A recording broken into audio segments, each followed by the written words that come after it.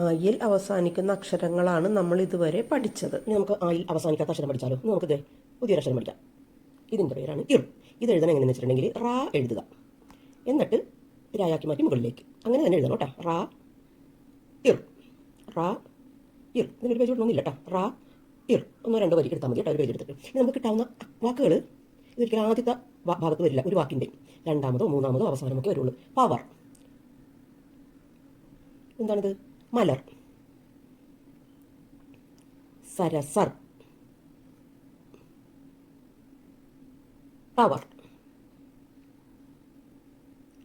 Tyre, പയർ, wire, കയർ. ഇനി നിങ്ങൾക്ക് കൂടുതൽ വാക്കുകൾ ഇനിയും വാക്കുകൾ നിങ്ങൾ കണ്ടുപിടിക്കണം കേട്ടോ. Thank you.